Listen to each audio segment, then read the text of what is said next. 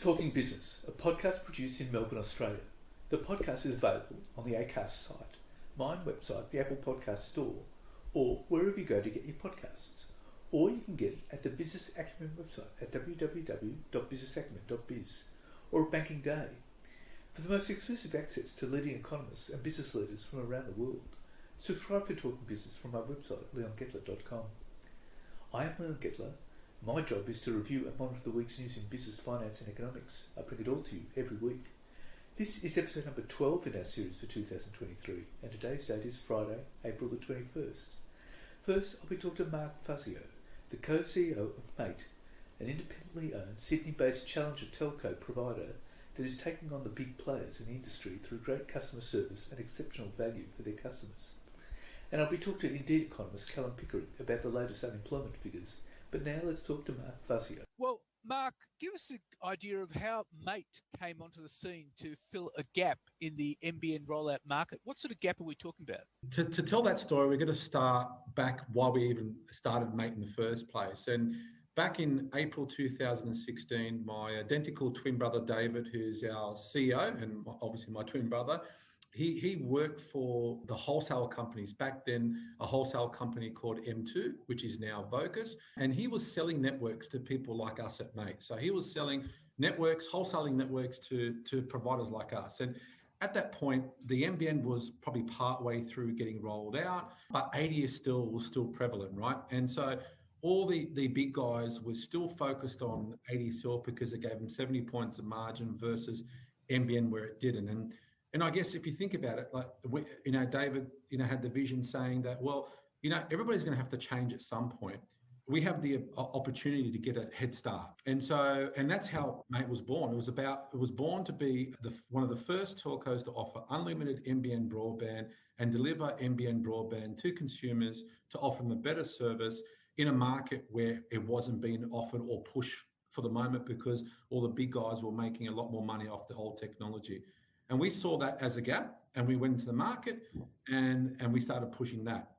Now, that was the reason why we started. But if you look at the gap that we feel that we're filling today for NBN, because as you can imagine, everybody's doing it. There's quite a cluttered market. I think what we're doing is simple things, right? It's not rocket science. We are simplifying the process to get people connected. You know what? Everybody needs mobile and internet, right? Everybody needs NBN, but the NBN offers a very convoluted process to get connected. There's multiple technologies. There's multiple hardware variables that you have to think about in your home. Your home can be big, it can be small. Hardware, good entry-level hardware could be fine, but you might need mesh products, you might need gateways, you might need, or so on and so forth. All these different things to have the best experience at the home. And I think for the everyday person, that can get very convoluted and very complicated. And I think the difference that we offer is a very no-frills approach to simplifying what you need to get connected, but not only just to get connected, but to have the best experience in your home. And I think that's the gap we're feeling. Now, I know a lot of other competitors say that, but I think we do that. And if you look at our awards speak for our service over the last couple of years, we won the Customer Service Institute of Australia Award for Customer Service Team of the Year. We won the International Award as well. And so even though we say we're good, we benchmark ourselves against the best as well. What sort of prices do we talk about? Yeah, so price-wise, we start from unlimited NBN, so it's all unlimited, from $59 a month. But if you bundle or mobile, we take $10 off your internet monthly fee. So theoretically, if you bundle or mobile, we are offering you entry-level NBN at $49 a month, which makes us one of the most price competitive carriers in the market. You also have a call center, and it's based in Australia, which has to be something. Yeah, and I look, we've always been focused on Australian-based service because, you know what, with the NBN, I'll say it again, it's very convoluted. And if you don't know it or you haven't connected it yourself, how are you supposed to go and communicate that to consumers, right? And so we focused heavily on bringing the service and keeping the service in Australia. I'm looking at the left here, our whole call center with about 50 people in the call center now in Western Sydney. But I think what really proved that model right was during COVID, right? if you look during the COVID period, a lot of our competitors weren't even answering the phone because a lot of their call centers were based in the Philippines or in India. And obviously the breakout of COVID meant they couldn't accelerate for people working at home as quickly as we could here, right? Now, I'm not saying overseas call centers are bad, but I mean, there's only so much you can learn. You're getting people to help you with something that they've never seen or realistically even have experienced themselves, right? And that's a real challenge. In terms of contracts, a lot of telcos have lock-in contracts. So what are yours like? We've always had no contract services. We don't believe in contracts. There's no contracts between mates, right? And so that's what our brand's all about. You know, our brand is all about mateship and how we be your best mate for your internet and mobile service, and offering contracts doesn't allow us to be best mates, right? And so we've never focused on contracts at all. It's not something that we need. We don't lock anybody in. And the other thing as well, we also offer the first 30 days money back guarantee.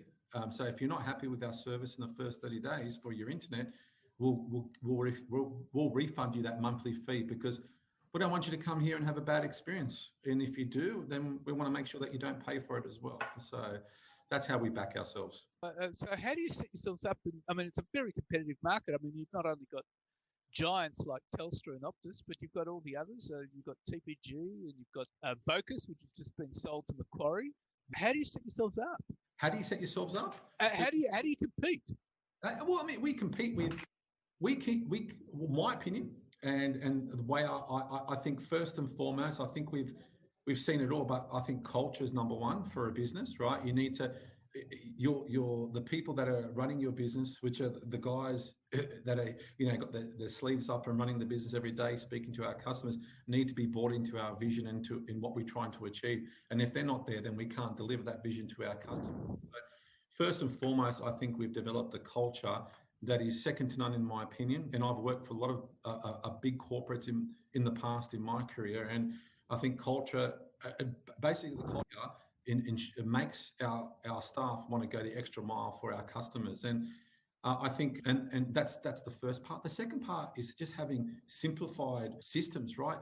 I think a lot of people talk about automation, right? And how do you automate the interactivity with your customer to service them their needs? Now, I think in Australia, I don't think we've gone all the way with 100% automation. I think there's still, you have to have the right balance of automation and systems versus touching a customer. And I think we get that balance really right.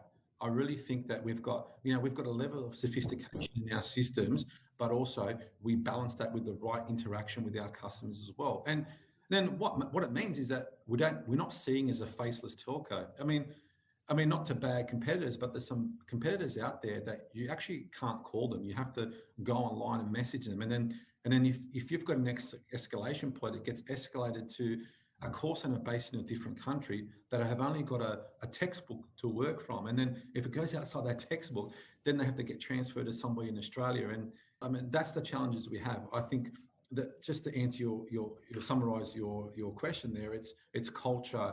It's the right balance between systems and people, and it's the right processes to enable a customer gets exactly what they need. And then the last one is Australian-based call center. I mean, I can't tell you how much that has been a benefit for us in the last 12 months, being able to talk to people locally about the service that they have and have experienced it ourselves as well. And so I think that's why we're competing. So, I mean, COVID's been quite important there, hasn't it? Yeah, absolutely. I think COVID has definitely driven. I mean, obviously, everybody's had challenges during COVID. I think for us, it's enabled us to, grow, which is a good thing. But and by default, I guess that's what's pushed at, right? People have gone home to do school. People have gone home to work, and connectivity has become more important than ever. But all the reason why I think COVID is the most important thing that happened to our business is because it allowed us to show off what we do and how we do it better than anybody else. It allowed the Australian consumers to see what we do and how it can make their lives easier, because our job is simply to get people connected and keep them connected. The rest will work itself out. And I think we've always said that we're good. We've always said that we've got great systems and processes, but COVID meant that people needed that. And I think we really shone through in that period. And that's why it was important to us. And so tell us more about the culture. I mean, what did you do for the culture? Well, I mean, culture, our business started as a family business, right? Like the business literally... You and your brother? Yeah, me and my brother, but it literally started in my auntie's backyard, right? So, people say it's a backyard business. This literally was a backyard business to start with. And, and in the first phase of our growth, I mean, I lived in Singapore, right? I was doing my parts on the weekend because, I was working for Microsoft and based in Singapore, and everything I was doing on weekends. And my twin brother was here basically drumming up the business. And, we grew it to about 30,000 customers in my auntie's backyard, hired about 15 cousins and family members. We're Italian, so there's a lot of us, right? So there's a lot of resource in the family to call upon. And, and then now we're at 72 people. We've got a big office in Western Sydney, which has a call center and so on and so forth. But the culture, we've kept true to the original culture, which is it's a family run and owned business. And that started from mates getting together to make a difference in their lives. And we've kept that culture true. And so if you look at our business today, the one thing that was unique with our business when we were in my auntie's backyard is that she would cook every day for us, right? We're now in a big corporate office in Western Sydney, and my auntie's still cooking for everybody every day. And so we make sure that we keep those true things culture, and the new people that we're bringing in, they're experiencing that from day one. And I think it just means more, right? And that's what we feel that we've delivered. Right. Okay. Well, we'll be fascinated to watch how Mates develops. And Mark, thank you very much for your time. No worries. Thanks for having me, Leon. And now let's talk to Indeed economist Callum Pickering. Well, Callum, unemployment has remained steady at 3.5%. Well, it was a really strong set of figures for the month of March. Obviously, the unemployment rate being at 3.5% is an outstanding result given the amount of monetary policy tightening we've experienced over the past 12 months. The fact that employment was up 53,000 people is an extraordinary result at this point in the economic cycle, particularly with those job gains all being full-time roles. Full-time employment increased by about 72,000 people in March alone, which is another great outcome. So overall, it's a pretty clear sign that the Australian labour market remains incredibly tight by historical standards and really hasn't dropped off at all, despite the impact of high inflation and rising interest rates. And weakening global growth as well. Exactly. Normally, you'd expect all of those factors together would have contributed to some deterioration in the labour market. And yet, thus far, there just is no sign of that occurring. Well, it actually coincides with the National Australia Bank survey, which showed that business conditions have been resilient and they're well above their long-run average. Yeah, that's right. Businesses are still pretty optimistic about the outlook for their operations and the broader economy. And that's reflected in their hiring activity, not just in the employment figures that we're seeing each and every month, but also the high number of job vacancies and job advertisements available across the country. Most of these forward-looking indicators of labour demand remain incredibly healthy, which is a sign that it's unlikely that the unemployment rate is going to spike in the near term, because any person who loses their job in the current economic environment can reasonably expect to find a new opportunity reasonably quickly. But there is an anticipation, isn't there, that the Australian economy will slow considerably over the second half of the year? Yeah, this is certainly my expectation. And the main reason for that is simply that when you look at the Australian economy, what's clear is that the household conditions are likely to deteriorate. And it's going to be due to a combination of higher mortgage repayments, falling asset prices, and the ongoing decline in inflation-adjusted wages. So my sense is that these factors that have been in play for much of the last 12 months and haven't yet hit the economy, the impact of that is going to become bigger over time the longer this cycle persists. And at some point, it's going to lead to deterioration in household conditions. We haven't seen it yet, but with each and every day, it becomes more likely that households are going to shift their behaviour because they can no longer rely on their savings and they can no longer maintain the spending patterns that we've seen throughout the pandemic recovery. What will that mean for unemployment? Surely that will rise. Well, certainly if the household sector rolls over, then you would expect the unemployment rate to pick up. The household consumption is more than half the Australian economy. And if it struggles over the second half of the year, you'd expect that to feed through to lower levels of job creation and higher levels of unemployment. It's just a matter of, well, how high do you go? If the unemployment rate can stay below 4%, then that, I think, would be an outstanding result. And certainly the Reserve Bank of Australia isn't expecting a sharp increase in the unemployment rate. But at the same time, there is obviously a lot of uncertainty around what the impact on the household sector is going to be. It's obviously proven to be more resilient than anticipated so far during this economic cycle. But like I said before, there is an expectation that it will deteriorate at some point this year. So what, it could rise to 4 to 4.5% by the end of the year? I certainly think that is a possibility. Yeah, I wouldn't want to put a specific number on it. And obviously the economy has consistently overperformed throughout this whole economic recovery. So hopefully I'm wrong and it proves to be more resilient over the second half of this year as well. But certainly an unemployment rate in the 4 to 4.5% range would seem reasonable given some of the headwinds that the household sector is facing. Right, okay. But there was one negative, wasn't there, in terms of underemployment? That's right. Tons of good data in the March release. One of the weaker points, though, was that the rate of underemployment increased to 6.2% from 5.8%. Now, this could just be noise in the data. It can jump around a little bit from month to month.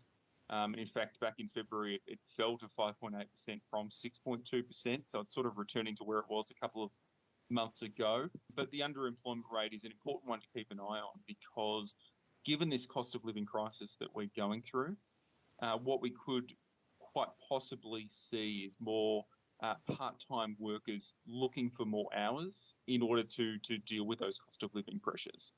And if that was to eventuate, then there is that potential for the underemployment rate to spike.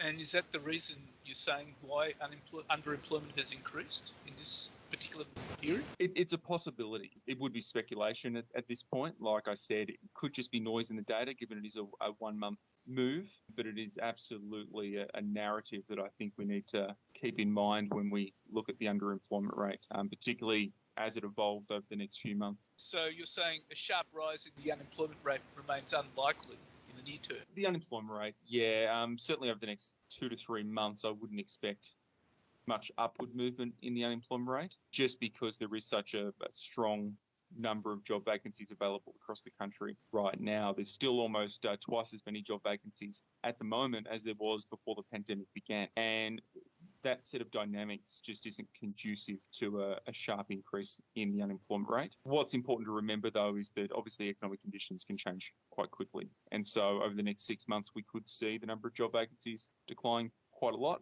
And if that was to occur, then that would feed through to lower levels of employment growth, which also then would potentially lead to higher levels of unemployment. But certainly right now, at this minute, the dynamics in the labour market are pretty healthy and indicate that the unemployment rate should remain low for the immediate future. But what does that mean for the Reserve Bank? Well, certainly the Reserve Bank anticipates that further rate hikes are likely to be needed to defeat the current inflation outbreak. However, given that the rate hikes hit the Australian economy with a considerable lag, often 12, 18 months, maybe even 2 years, the RBA is mindful that the economy hasn't yet felt the full impact of the first rate hikes, let alone the ones that followed. A good example of this, I think, is that average mortgage rates on outstanding loans have increased by about 2.1% since the beginning of the RBA's hiking cycle. And that compares to a 3.5% increase in the cash rate. So we've seen 2.1%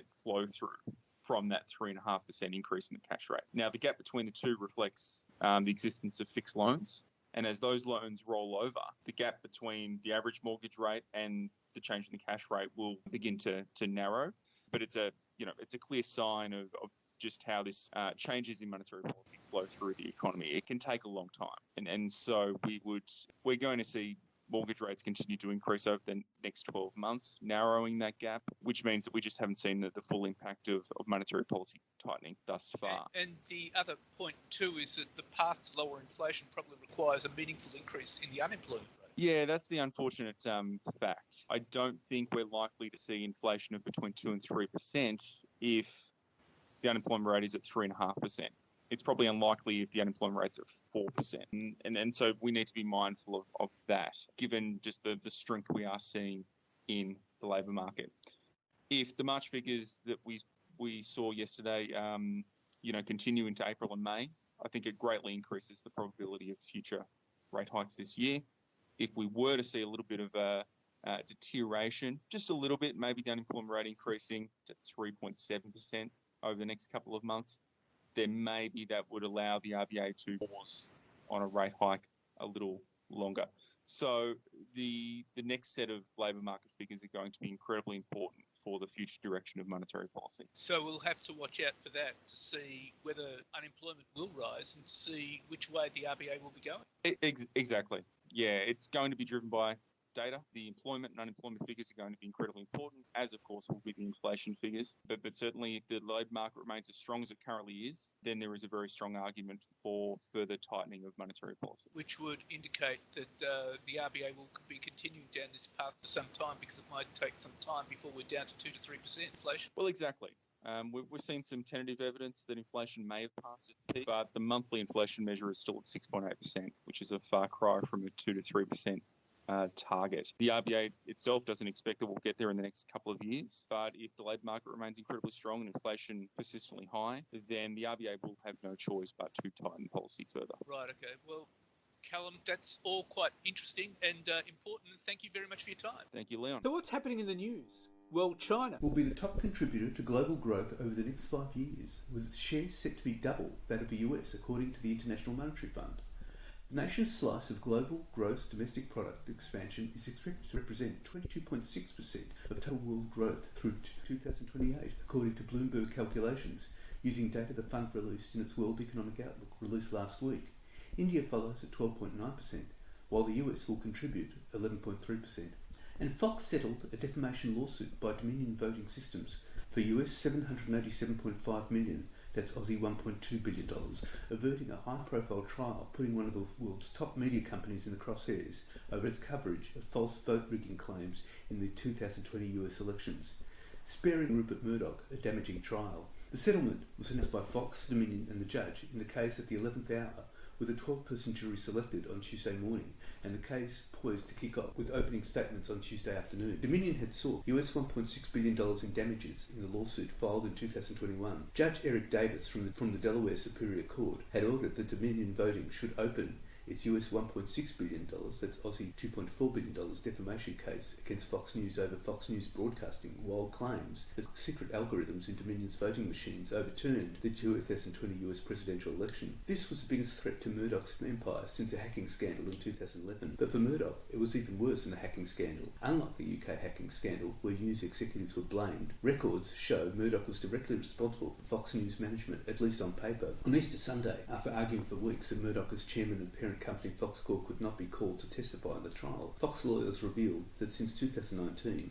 Rupert was listed in the SEC filings as an officer of Fox News, the executive chairman. Although a Fox News lawyer called this an honorific post, it puts Murdoch in the hot seat because his disastrous 2-day deposition in January makes him the man Dominion most wanted to question. The case was riveting, with the raw inner workings of Murdoch's media empire on display. It was all there in the emails, texts and depositions. Murdoch discussing or instructing when Fox News will call the election, what his newspapers should be saying, editing editorials, reassuring Fox Corp directors. In a withering summary motion judgment on March 31, Judge Eric Davis ruled out 3 of the 4 defences that Fox was claiming. Fox News cannot say its claims against Dominion were protected as neutral reporting or fair reporting of the court case, or merely as opinion, Davis ruled. The key issues remaining for the jury were whether Fox's reporting was made with actual malice or reckless disregard for the truth. That was hard to prove in American law, but a sobering lineup of senior US lawyers, News Corp's The Wall Street Journal alone quoted 4 or 5 of them, say that Dominion had a strong shot at winning. This case was important because it left News Corp seriously damaged. And business collapses hit a 3.5-year high last month to jump back above pre-pandemic trends for the first time as rising interest rates and a cooling economy hurt corporate Australia. Insolvency lawyers say the end of the cheap money era, banks becoming less forgiving of distressed corporate borrowers, and the Australian Taxation Office cracking down on company directors for unpaid tax debt are driving more businesses to the wall. The corporate regulator released new insolvency data on Tuesday showing that 831 companies had administrators appointed last month, compared with an average of 720 for the same month between 2016-2017 and 2018-19 financial years. Company failures have now risen sharply in construction, 1,601, administration, accommodation and food services, 808, retail trade, 373, and manufacturing, 347 so far this financial year. These four industries combined made up about half the 5,689 corporate collapses recorded in the first 9 months to March 31, according to analysis of the Australian Securities Investments Commission data. And the gas industry is bracing for the threat of a fifth market intervention since December, as Treasurer Jim Chalmers warns Australians may not be getting a reasonable return from exports of their natural resources and ways raising taxes on surging profits. Chalmers said on Monday he'd received a report from Treasury on the settings of a $2 billion a year petroleum resources rent tax, the PRRT, that applies to offshore oil and gas projects. While the government is yet to finalise its position, Chalmers declared there was an open question over whether the scheme was delivering the revenue that the community expected. The PRRT is levied on offshore oil and gas projects at a rate of 40% of their taxable profit, but this is applied after generous deductions for capital investments, raising questions over the quantum of revenue it raised, compared with the billions reaped in profits by gas giants including Woodside, Chevron and Santos. LNG, one of Australia's most valuable exports, is forecast to hit $91 billion in export earnings this financial year, 3 times more than in 2020-21, as Russia's invasion of Ukraine pushed fossil fuel prices to record highs. The 2022-23 federal budget papers show the PRRT is expected to raise $2.6 billion this financial year, but will thereafter decline steadily over the next 4 years to about $2 billion by 2025-26. energy analysts at investment bank Macquarie on Monday told clients they expected PRRT reforms to be announced around the May budget. And the National Disability Insurance Scheme has lost its way and needs far greater reform than just weeding out crooks to ensure it remains sustainable, the Albanese government concedes. NDIS Minister Bill Shorten, who helped establish the scheme when Labor was last in government, used a pre-budget speech to the National Press Club to assure those in need that the scheme is here to stay, but badly in need of a reboot. Mr Shorten spoke of unethical service providers using the disabled as cash cows to line their own pockets and damage the reputation of the entire industry. In addition, it's understood that broader structural changes being contemplated include tying funding to achieving results for participants rather than the volume of services provided, and moving participants to longer-term plans rather than annual plans which rise in costs each year. The NDIS long ago conceded its original forecast maximum annual price tag of about $25 billion and will cost a budget $35.5 billion this financial year. Unchecked, that will reach almost $90 billion a year by 2032. About 585,000 people are NDIS participants, including 10% of boys aged between 5 and 7.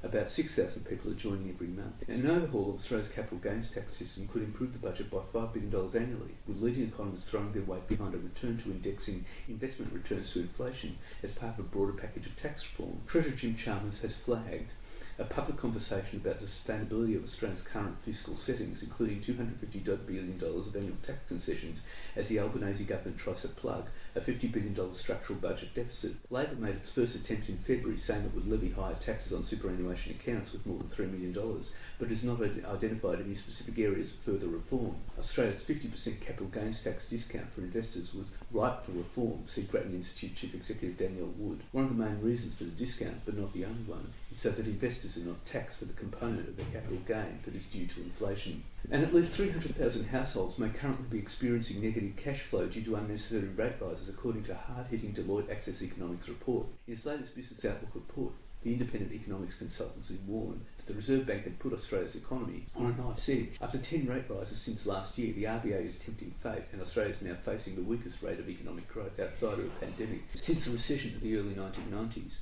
With households hurting, dwelling construction in the doldrums, and the global environment shaky, Deloitte Access Economics has revised down expectations for Australian economic growth this year, and next to just 1.5% and 1.2% respectively, from 1.7% and 1.6% previously. Deloitte is forecasting the unemployment rate to grow to 4.1% next financial year and 4.6% the year after. Headline inflation is tipped to fall from 7.2% this financial year to 4.2% in 2023-24 and 2.6% the year after. And Australians lost a record $3.1 billion to scams in 2022 as government, law enforcement and the private sector look to improve collaborative efforts to support the community in the fight against scams, according to the latest Targeting Scams report from the competition watchdog, the ACCC. The total combined losses of $3 billion plus, reported ScamWatch, reports Cyber ID Care, Australian Financial Crimes Exchange, AFCX and the government agencies come as the ACCC's ScamWatch service reports it received 239,237 scam reports last year, a 16.5% drop in the number of reports received in 2021. However, financial losses reported to ScamWatch in 2022 totaled more than $569 million, an 80% increase compared to losses reported in the previous year. The Australian Competition Consumer Commission says that despite fewer reports to ScamWatch, the losses experienced by each victim rose by more than 50% last year to an average of almost $20,000. This is due in part to scammers using new technology to lure and deceive victims. And business lending is set to go electric at Commonwealth Bank, with the nation's biggest financier aiming to grow the business bank loan book with the launch of a green offering. CBA will offer business customers cheaper loans for electric vehicles and equipment, charging and storage station, renewable energy such as wind and solar, and hydrogen-powered machinery. It says the loans will finance the electric and hydrogen vehicles at a 1% discount to the standard rate, while other qualifying other assets would merit a 0.5% cut to borrowing rates. Vehicle loans will be limited to about $250,000. The launch of a green asset financing program comes in the wake of several moves by CBA to offer green lending options. The bank launched a green home loan offering last year, soon followed by a home improvement loan, allowing customers to borrow to fund more energy-efficient residential properties. And the Climate Change Authority has recommended a far-reaching series of initiatives scaling up and accelerating Australia's approach to the capture and storage of carbon, known as sequestration. It points to estimates from the Intergovernmental Panel on Climate Change that to achieve a 50% chance of limiting global warming to below 1.5 degrees Celsius, about 6 billion tonnes of CO2 will have to be removed globally per year by 2050 and about 14 billion tonnes per year by 2100. While Australia has existing policies and institutions to incentivise carbon capture, the climate body says new approaches with industry need to be found to ensure enough investment flows to technology and new projects. This could see the federal government's $10 billion Green Bank and Australian Renewable Energy Agency being given expanded roles to turbocharge the nation's carbon storage industry as pressure grows for deeper emissions cut to hit a net zero goal by 2050. Carbon capture and storage in particular has been put forward as a technology fix to help Australia meet its emissions goals and part of a broader industry drive to hit net zero by 2050. However, big operators like Santos and previously warned Australia is missing an opportunity to create a major carbon capture and storage industry and called on governments to prioritise the technology. The Climate Change Authority has also pushed for changes to give the industry a boost. Investment in approaches like CCUS, carbon capture, utilisation and storage, with high upfront costs need to be de-risked. Governments should explore risk-sharing approaches, for example, carbon capture and storage hubs, including opportunities to co-invest in subsurface basin analyses for geological sequestration both on and offshore, and key infrastructure for storage and transport, the report says. And coal export through Newcastle had the slowest start to the year since at least 2019 as wet weather and labour shortages hampered productions. Figures released by the port, Australia's largest thermal coal facility, showed 31.8 million mass tonnes were shipped in the first 3 months of the year, down 10% on the same period last year and 18% lower than the first quarter of 2019. The softer than expected start to the year follows the disclosure from Whitehaven Coal that production at its Maules Creek mine in New South Wales would be lower than first forecast. Additional export data will be released to investors in the next fortnight as major coal producers release quarterly production figures. Yancoal is due to report on Wednesday, followed by BHP and Whitehaven on Friday. Glencore will report its production numbers the following week. Last week, Whitehaven said ongoing difficulties attracting labour to its Maules Creek mine, a spate of poor weather and a complicated transition to automated trucks had forced a production downgrade for the year. Whitehaven lowered its production guidance for the 2023 financial year to range between 18 million and 19.3 million tonnes, down from a range of 19 million to 20.4 million tonnes. And Australians have cut back on online shopping as high interest rates and cost of living pressures batter household budgets, new data shows. Australian fintech Airwallet's first digital economy index shows that turnover of Australian online retailers have fallen by $124 million over the past 12 months driven by fewer purchases of discretionary products like clothes and fashion products. E-commerce spending fell by 2.5% in the March quarter to be 12.1% lower over the year, the payments platform estimates. The data is based on a representative sample of 1,000 Airwallex business customers. The figures are broadly consistent with official trade data from the Australian Bureau of Statistics, which show that online retail turnover remains below the peaks reached in September 2021, towards the end of the Delta lockdowns. The ABS estimates that Australians spend $3.9 billion in February on online retail outlets compared to $4.3 billion in September 2021. Even both the population and price of retail products increased since September 2021, the fact that the total value of sales has not grown implies households are buying fewer things.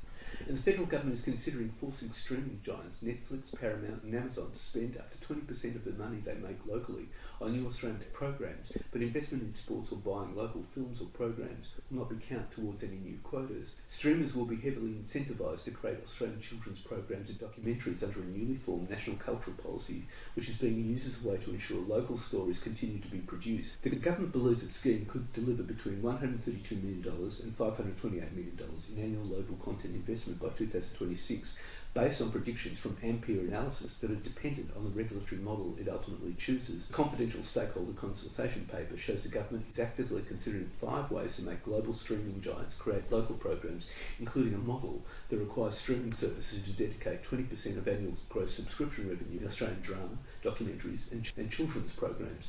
It is also considering programs with content obligations of between 5% and 11%, all of which includes incentives to encourage production in high-risk genres, children's content and documentaries.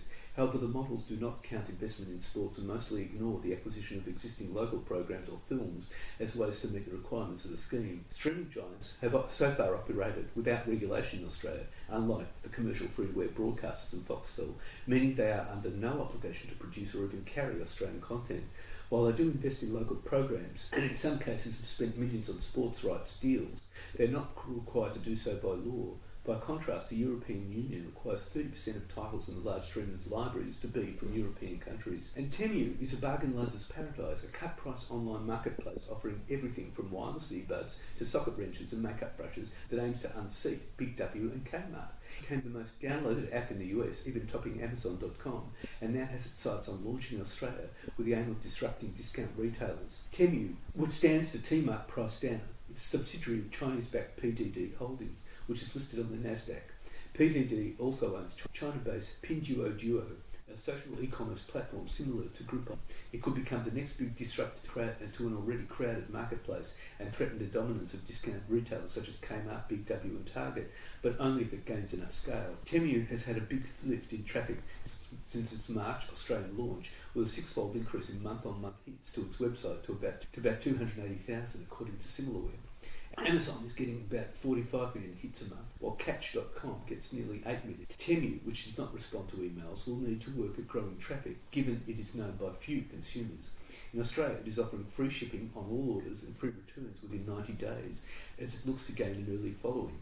Products are shipped directly from factories and warehouses in China to the consumer. Craig Woolford, MST Marquee's head of consumer research, said the marketplace will be one to watch and could present a challenge to the discount department stores as well as Wesfarmers-backed Catch, Woolworths owned MyDeal and Kogan. And that's it for this week. And next week I'll be talking to Tammy Cassio, founder and chair of Filatimo, which is an international business operating in Timor-Leste, which runs IMS, International Mobility Solutions, a job placement organisation, and ISET, Industry Safety Assessment and Training, a training organisation. And I'll be talking to AMP Capital Chief Economist Shane Oliver. In the meantime, you can catch me on Facebook, Twitter, Instagram, LinkedIn and YouTube. And if you want, leave a comment. For the most exclusive access to leading economists and business leaders from around the world, subscribe to Talking Business on the Apple Podcast Store or on my website, leongettler.com. If you want to contact me, email me at leon@leongettler.com. I answer all emails. Wishing